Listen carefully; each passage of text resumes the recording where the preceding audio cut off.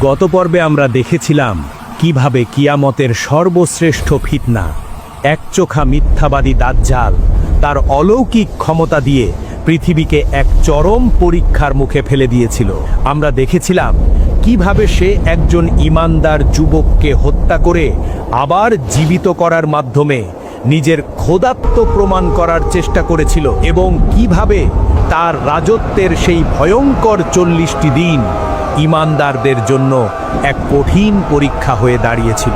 আজ আমরা জানব সেই চূড়ান্ত বিজয়ের কাহিনী, যখন দাজ্জালের 40 দিনের ফিতনা তার চরমে পৌঁছাবে, যখন তুর পাহাড়ে আশ্রিত ঈমানদারদের অবস্থা এতটাই কঠিন হয়ে যাবে যে তারা বাঁচার জন্য আল্লাহর কাছে আকুল হয়ে সিজদায় পড়ে প্রার্থনা করতে থাকবে। ঠিক সেই চূড়ান্ত এবং হতাশাজনক মুহূর্তে আল্লাহর সাহায্য নেমে আসবে আসমান থেকে। তখন হবে ফজরের নামাজের সময়। ঈমানদাররা নামাজের জন্য প্রস্তুতি নিচ্ছেন। তাদের ইমাম মাহদি নামাজের জন্য দাঁড়ানোর প্রস্তুতি নিচ্ছেন। চারদিকে এক থমথমে এবং ভয়ের পরিবেশ। ঠিক সেই মুহূর্তে দামেস্কের পূর্ব দিকে অবস্থিত সাদা মিনারে দুজন ফেরেশতার কাঁধে ভর করে আকাশ থেকে অবতরণ করবেন হযরত ঈসা ইবনে মরিয়ম আলাইহিস সালাম। তার পরনে থাকবে দুটি হালকা হলুদ রঙের পোশাক। তার চুল থেকে এমনভাবে পানি ঝরতে থাকবে যেন তিনি এইমাত্র গোসল করে এসেছেন, যদিও তার চুল ভেজা থাকবে না। তার নিঃশ্বাসে সুগন্ধ বহুদূর পর্যন্ত ছড়িয়ে পড়বে এবং তার নিঃশ্বাস যতদূর যাবে ততদূর পর্যন্ত কাফিররা মৃত্যুবরণ করবে। ঈমানদাররা তাকে দেখা মাত্রই চিনে ফেলবেন। ইমাম মাহদি যখন তাকে দেখবেন তখন তিনি সম্মান জানিয়ে ইমামতির স্থান থেকে পেছনে সরে আসবেন এবং হযরত ঈসা আলাইহিস সালামকে নামাজের নেতৃত্ব দেওয়ার জন্য অনুরোধ করবেন। কিন্তু হযরত ঈসা আলাইহিস সালাম তার কাঁধে হাত রেখে অত্যন্ত বিনয়ের সাথে বলবেন, না, এই নামাজের ইমাম আপনিই হবেন, কারণ এটি এই উম্মতের জন্য এক বিশেষ সম্মান যা আল্লাহ দান করেছেন। ফজরের নামাজ শেষ হওয়ার পর হযরত ঈসা আলাইহিস সালাম বলবেন, কেল্লার দরজা খুলে দাও। দরজা খুলে দেওয়া হবে। বাইরে দাজ্জাল এবং তার 70,000 ইহুদি সৈন্য সহ বিশাল সেনাবাহিনী অপেক্ষা করছিল। কিন্তু দাজ্জাল, যে একটু আগেও নিজেকে খোদা বলে দাবি করছিল এবং যার ভয়ে পৃথিবী কাঁপছিল, সে হযরত ঈসা আলাইহিস সালামকে দেখা মাত্রই ভয়ে লবণের মতো গলতে শুরু করবে। তার সকল অহংকার, সকল অলৌকিক ক্ষমতা এক মুহূর্তেই বিলীন হয়ে যাবে। সে তার বিশাল সেনাবাহিনী নিয়ে পালানোর চেষ্টা করবে, কিন্তু হযরত ঈসা আলাইহিস সালাম বলবেন, তোর উপর আমার একটি আঘাত পাওনা আছে, যা থেকে তুই কখনো পালাতে পারবি না। এই বলে তিনি মুমিনদের নিয়ে দাজ্জালের পিছু ধাওয়া করবেন। দাজ্জালের অনুসারী ইহুদিদের সাথে মুসলিমদের এক ভয়ঙ্কর যুদ্ধ শুরু হবে। সেই যুদ্ধে ইহুদিরা এমনভাবে পরাজিত হবে যে তারা পালানোর জন্য গাছের পেছনে বা পাথরের আড়ালে লুকালেও সেই গাছ বা পাথর চিৎকার করে মুসলিমদের ডেকে বলবে, হে মুসলিম, আমার পেছনে একজন ইহুদি লুকিয়ে আছে, এসো তাকে হত্যা করো। হযরত ঈসা আলাইহিস সালাম দাজ্জালকে ধাওয়া করতে করতে বর্তমান ফিলিস্তিনের লুদ নামক গেটের কাছে তাকে ধরে ফেলবেন। সেখানে তিনি তার হাতের বর্শা দিয়ে দাজ্জালকে হত্যা করবেন এবং তারপর তিনি তার বর্ষায় লেগে থাকা দাজ্জালের রক্ত মানুষকে দেখিয়ে প্রমাণ করবেন যে দাজ্জাল কোনো খোদা ছিল না, সে ছিল একজন সাধারণ রক্ত মাংসের মানুষ যার মৃত্যু হয়েছে।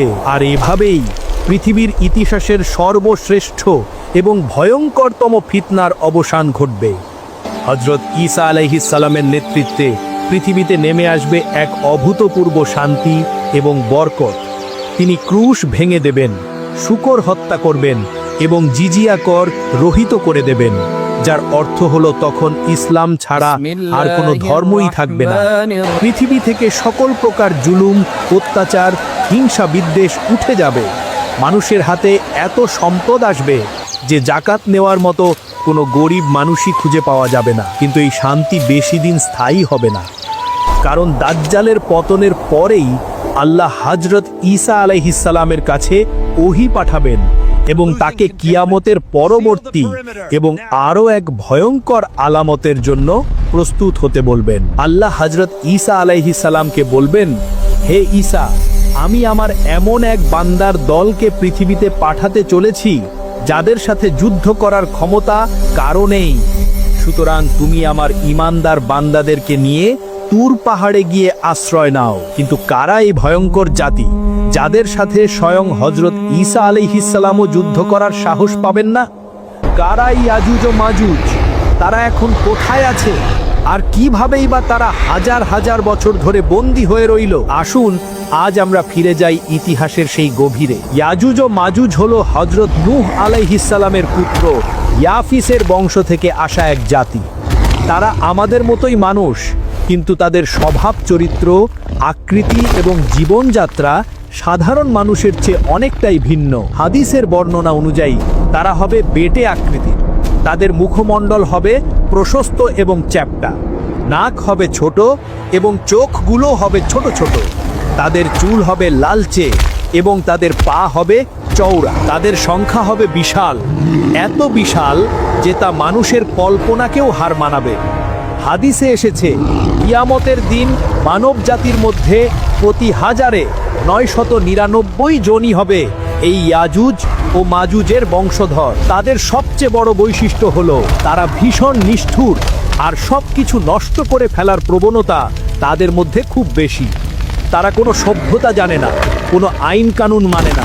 তাদের জীবনে একটাই উদ্দেশ্য, ধ্বংস করা, লুট করা এবং হত্যা করা। বহু শত বছর আগে আল্লাহ পৃথিবীতে একজন অত্যন্ত ন্যায়পরায়ণ এবং শক্তিশালী বাদশা পাঠিয়েছিলেন, যার নাম ছিল জুলকারনাইন। আল্লাহ তাকে বিশাল ক্ষমতা, জ্ঞান এবং পৃথিবীর বুকে ভ্রমণের জন্য বিশেষ উপায় দান করেছিলেন। তার এমনই এক সফরের সময় তিনি দুটি বিশাল পর্বতমালার মাঝখানে এক জায়গায় পৌঁছালেন। সেই দুই পাহাড়ের মাঝখানের উপত্যকায় তিনি এমন কিছু লোকের দেখা পেলেন যারা প্রায় কোনো কথাই বুঝতে পারত না। তাদের ভাষা ছিল এতটাই ভিন্ন এবং সরল। ইশারায় এবং দোভাষীর মাধ্যমে তারা বাদশাহ জুলকারনাইনের কাছে এক ভয়ঙ্কর অভিযোগ করল। তারা কেঁদে কেঁদে বলল, হে মহান বাদশাহ, আমাদের এই এলাকার ঠিক পাশেই এই দুই পাহাড়ের ওপারে ইয়াজুজ ও মাজুজ নামের এক বর্বর জাতি বাস করে। তারা প্রায়শই পাহাড়ের ফাঁক ফকর দিয়ে আমাদের এলাকায় হামলা করে আর সব কিছু ধ্বংস করে দিয়ে যায়।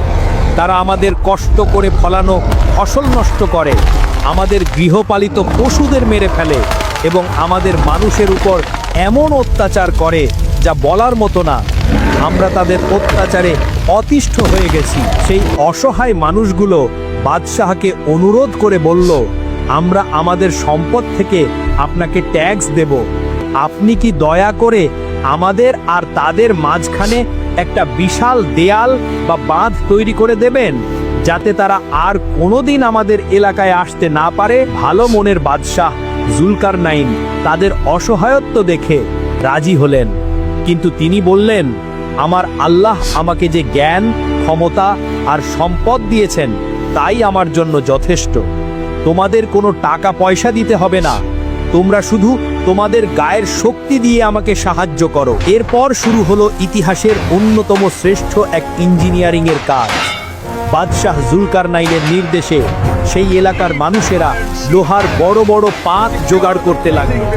সেই পাতগুলো দিয়ে দুই পাহাড়ের মাঝখানের বিশাল ফাঁকা জায়গাটা নিচ থেকে শুরু করে একদম পাহাড়ের চূড়া পর্যন্ত ভর্তি করে ফেলা হলো। যখন লোহার এক বিশাল দেয়াল তৈরি হয়ে গেল, তখন তিনি নির্দেশ দিলেন, এবার এর চারপাশে আগুন জ্বালাও এবং বাতাস দেওয়ার জন্য বিশাল বিশাল হাঁপড় নিয়ে এসো।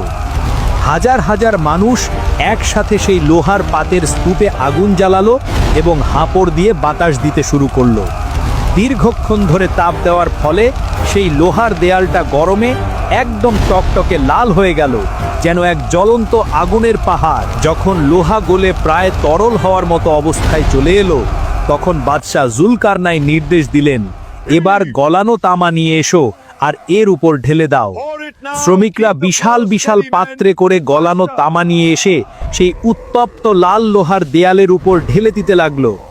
গলানো তামা সেই গরম লোহার সাথে মিশে গিয়ে এমন এক কঠিন, মসৃণ আর দুর্ভেদ্য দেয়াল তৈরি করলো, যা ভাঙা তো দূরের কথা, এর মসৃণ শরীর বেয়ে উপরে ওঠাও ছিল প্রায় অসম্ভব। এভাবেই বাদশাহ জুলকারনাইন আল্লাহর দেওয়া জ্ঞান আর ক্ষমতা দিয়ে ইয়াজুজ ও মাজুজকে সেই দেয়ালের ওপারে চিরদিনের জন্য বন্দী করে ফেললেন।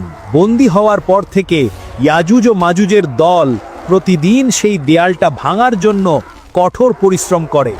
তারা সকাল থেকে সন্ধে পর্যন্ত তাদের ধারালো অস্ত্র, দাঁত আর নখ দিয়ে সেই দেয়ালটা কাটতে থাকে। দিন শেষে যখন দেয়ালটা প্রায় ভেঙে ফেলার মতো পাতলা হয়ে যায়, তখন তাদের সর্দার বলে, আজকের মতো থামো, বাকি কাজ